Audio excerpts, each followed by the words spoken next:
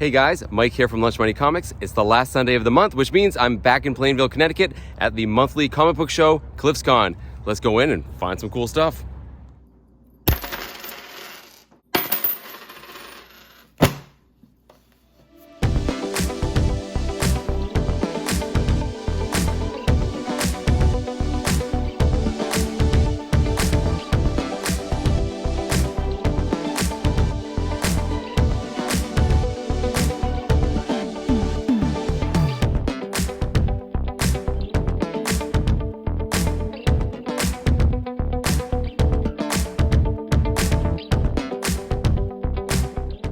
So all of these books were 30% off. There was some pretty cool, amazing Spider-Mans in here.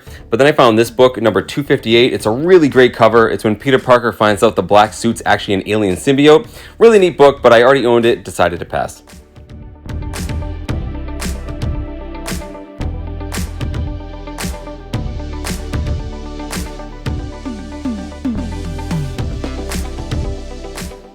So here's just a shot at some amazing wall books. Really high-grade early Daredevil. Pretty amazing, 9.8s actually. And then I'm looking through the old X-Men books like I always do. And there's some great books in here. But then I saw this one. This is X-Men number 35. It's the X-Men against Spider-Man. I believe it's the first appearance of Changeling. Cool book. I ultimately decided to pass on it. Here I am looking for Avengers 181. There it is. It's the first appearance of Scott Lang, though not him as Ant-Man. I recently got that book. Was looking at this one, but not really worth the price they were asking. And then there's this book. I saw it last time I was here. This is the first Silver Age Spectre in his own series. But if I'm going to get this book, I'd rather have his first Silver Age appearance, which is DC Showcase number 60. I was looking everywhere for it. I had about given up hope when there it is. I couldn't believe it when I found it. It's actually kind of a funny story of how that actually sort of fell into my lap here. Very happy to have it. I'll talk more about it in a second. But I glance over to my right and I see X-Men 12, the first appearance of Juggernaut. Now, as an X-Men lover, I've wanted this book forever. And you can see here that it had a sticker price of $250. However, this book was in horrible shape. It was missing both staples. I think it was even missing a page. And I ended up getting them down to $130. Very tempting, but honestly, for a book I really want, I'd rather just hold out for a better copy. Hey guys, I actually bumped into a fellow YouTuber. This is Dave from Spectre Comics. Hey, how's it going, guys? He's another fellow New England comic book YouTuber. So, you find anything good, Dave? Yeah, I found a few books. Got some Sonic books for the little guy. Oh, of course. He loves his Sonic books. Little Looney Tunes, some Thanksgiving Day cover. Oh, yeah. I finally found the last book I needed for my Volume 1 collection. So I'm excited on that. And then I picked up some Golden Age books. Sweet. And you're going to show all these on your channel? And these will all be on the channel. Awesome. So I'll make sure that I actually put a link to his channel. You guys should go check him out, sub him up. He's got some great New England comic book hunting content as well. Thanks. All right. Cool, Dave. Bye, guys. See you. All right, guys. I got some pretty cool books. Nothing really big, but a lot of stuff that was on my list. And I got really good deals on a lot of them. So can't wait to go home and show you guys what I got.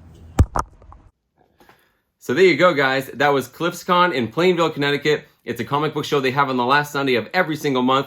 I've said it before, but if you're in Southern New England or New York and you're a comic book fan, you've got to check out this con. I'll make sure to put a link down in the description so you can check it out for yourself. If you do go, hit me up on Instagram under Lunch Money Comics IG because I might just meet you there. That's actually exactly what happened with Dave from Spectre Comics. Dave is another fellow New England comic book YouTuber. He's based out of Rhode Island. I've been watching him for a while. We've communicated via social media several times, but never actually met face to face. So he hit me up that morning and said, hey, what are you doing today? I said, I might be going to the con. He said, I'm on my way. So I said, perfect, that works out. So I went there, got to talk to him about comic books, a little bit about YouTube as well, met his young son. We had a great time. Definitely, somewhere on my channel, I will link to Spectre Comics. Check him out, guys. Sub him up. You'll like his content. Tell him I said hi. Also, other people I bumped into there's another guy, Josh, who I meet all the time. He's a fellow Massachusetts comic book collector, but also a big X-Men guy. He's trying to finish his entire X-Men run. He notified me the other day, the really good news, he finally got X-Men #1. So congrats to Josh. That's a really, really epic pickup. And guys, going to these cons is really fun to pick through the boxes and buy comic books. But they're just as fun to meet people, talk about comic books, and make new friends. So definitely check out CliffsCon, guys. It's great for buying comic books and just meeting people. Now, in terms of the comic books I only got 4. However, I can't remember the last time I was this satisfied with a small comic book haul. I love every single book that I got Before I show you what they are, if you like this sort of stuff, hit the like button, leave me a comment, feel free to subscribe, follow me on Instagram under Lunch Money Comics IG. Let me show you what I found. So for my first pickup, I actually have to thank Dave from Spectre Comics for putting it on my radar. When we first got there, he asked me, like, am I looking for anything in particular? I wasn't, I'm always just browsing. But when I asked him the same question, he had a pretty good list of things he was looking for, including Moon Knight number 15. He was trying to finish his entire Volume 1 run of Moon Knight. It's the last book he needed. As you can tell, he's a big Moon Knight fan. The name of his channel is Spectre Comics, after all. And you saw in that footage of him, he did find that book and finish his run. So congrats, Dave, on finding that. But at the beginning of the con, when we were talking, I just kind of took a mental image of that book in the back of my mind because it's a very famous cover by Frank Miller. It's a very iconic looking book. Easy to spot. So I said, you know what, I'll keep my eyes open for it as I'm browsing the show. And if I find it, great, I'll help them out. I happened to be going through a half-price box. They weren't in any order whatsoever. So I was surprised when Moon Knight 15 jumped out to me. I was excited for him. He walked up behind me just then. I said, you wouldn't believe this. I just found Moon Knight 15 for you. And he said, actually, I just found one.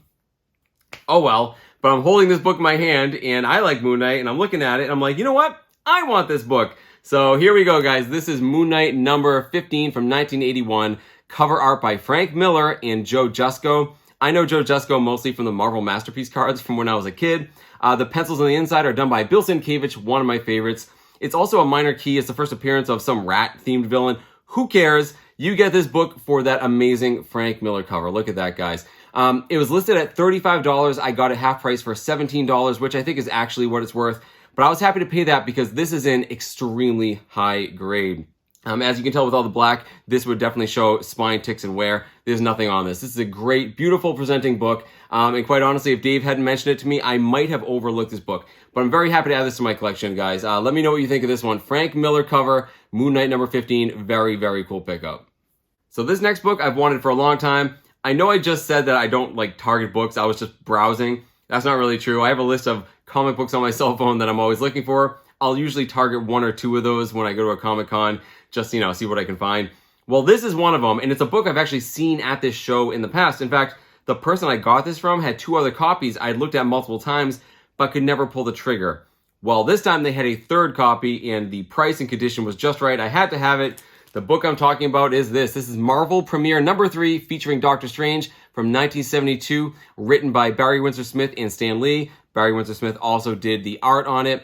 And why this is important is that this is Doctor Strange starring in his own series again. So Doctor Strange started in Strange Tales, and then he had his own series called Doctor Strange, but it only lasted like 15 issues. They kind of put him on the bench for a while. This is Marvel trying to bring him back, feature him in some pretty cool magic books. And you see they gave the billing of Stan Lee and Windsor-Smith right there on the cover to try to get people to buy the book, sort of an all-star collaboration. And it's a great cover, guys. This is just a fantastic book. I think it's a really important Doctor Strange book. I did read something really funny about this. They sort of forced this collaboration between Barry Windsor-Smith and Stan Lee. Windsor-Smith evidently did all the art and the plotting of this book, and then they handed it off to Stan Lee to do the script, the actual fill in the bubbles.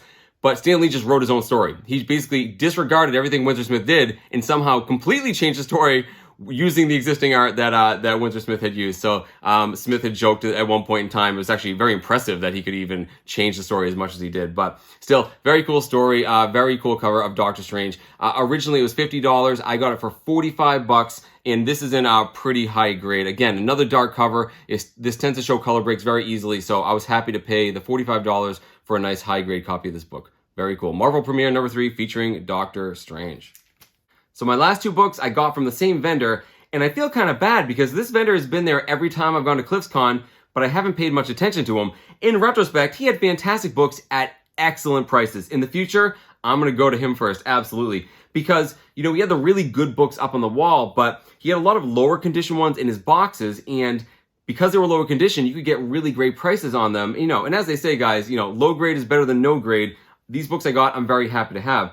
Case in point, you guys saw that X-Men number 12, that first appearance of Juggernaut? That was him. That was his book. And man, guys, I looked at this book pretty closely. I opened it up. I counted all the pages. I was poring over it with a fine-tooth comb.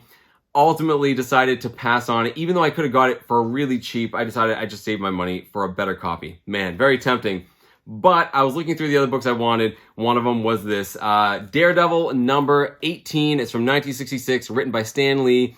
John Romita cover. And this is the first appearance of Gladiator. Gladiator was a longtime adversary of Daredevil. I think he showed up in the Netflix series sort of as the guy who made his suits. And he's also known as, he has these like saw blades on his arms. Kind of a silly villain, but a very important one, I think, to Daredevil and very iconic in his rogues gallery.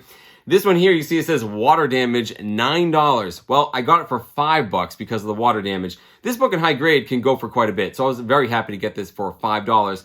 But honestly, when I took it out, yeah, it's damaged. It's, you know, has some rippling and things like that. But I think I could give this to my friend Jeff at Comic Spa. I think he could press it out, maybe clean it, and make it look a lot more presentable. But still, guys, early Daredevil helped fill in my Silver Age Daredevil run. $5, absolutely. Again, low grade's better than no grade. Very cool pickup. Oh man, I am really excited about this last book, guys. You saw it in the footage. I was looking at a Spectre #1. It's the first issue of the first ongoing series of the Silver Age Spectre. It was from 1967. I think it's a Murphy Anderson cover. It's a book I've wanted for a long time. The reason I never get it is because just the year previous to that, you can actually get the first appearance of the Silver Age Spectre from 1966, and it's in DC Showcase number 60. So I'm looking at this book and I said, you know what? That DC Showcase number 60 has to be here somewhere. That was my mission. I checked all of the vendors. I could not find it. Finally got to this last vendor, and he really was the last vendor. I was leaving, and he had a little section of Spectre books. And, you know, I'm going through them, and there was Showcase books in there, and there were some Spectre books from all, like, the different volumes, but I didn't see number 60. So I asked him, like, hey, do you happen to have, like, Showcase number 60? He's like, I don't think I have it anymore. I haven't seen it in a while. I was like, rats.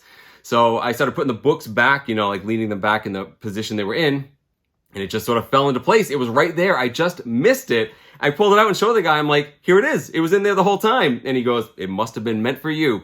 It had a sticker price of $45, and he sold it to me for $30. And here it is, guys. Showcase number 60. It's the first appearance of the Silver Age Spectre. It is drawn by Murphy Anderson, once again, written by Gardner Fox. Very cool book, very cool cover. The Spectre is a character I really like. Despite the fact I'm a Marvel fan, I love cosmic beings and I love magic users, and the Spectre sort of encompasses both of those. Originally, he's a Golden Age character. His first appearance was in 1940, I think, in More Fun Comics.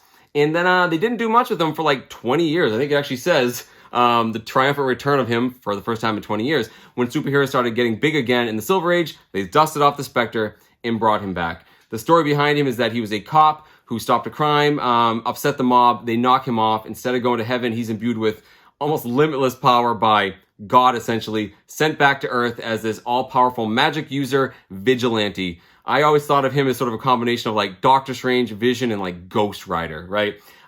Very cool. Again, I love sort of these cosmic figures. I love magic users like him and Dr. Fate. And because of that, he is easily one of my favorite DC characters. I'm very happy to pick up this book, guys, for $30. I would never be able to pick up the first Golden Age appearance for anywhere near to that. That's the next best thing. I think the Spectre is a very underutilized character. I think he was sort of a okay character for a while. I know he was revitalized in the John Ostrander run, which people have told me in the 1990s is like the series I gotta read, where they really redefined him and sort of changed his lore. I know, before people tell me down in the comments, I know I have to read that series. It's on my reading list. I definitely want to do that. But I don't think he's been used in like multimedia very much at all. I think he appeared in the CW shows, which I didn't watch. But he's never been in a movie as far as I know, and I think he's one of those characters that could be awesome, like, on the big screen. So, very cool book, guys. I'm very happy to have this. It's a mid-grade copy. I'm going to have Comic Spot take a look at it, see if he can clean it up. But the colors are bright. It's an awesome-looking book with a great cover by Murphy Anderson. Let me know, guys, down in the comments if you like the Spectre, what you think of this book. If you've read the John Ostrander run, definitely let me know all that stuff, guys. I'm pretty excited to have this, and he is, the more I look at this, he's absolutely my favorite DC character. I think I have a winner right here. Cool. So there you go, guys. I only got 4 comic books, but man, am I happy with all 4 of them. Total came to a little less than $100, which I think is a great deal for these books. I'm especially very happy about these 2. Like I said, I like the big magic users and the big cosmic stories, and honestly, I don't think you can do much better for Marvel and DC than Doctor Strange and the Spectre. They certainly fit that bill. But let me know down in the comments which one of these is your favorite, if you like any of these characters personally, if you've read any of these books. I love reading the comments, guys, and engaging with every one of you. I hope you keep looking for comic books in strange and unusual places and at small local comic book shows. Thank you guys so much for watching, and I will see you next time.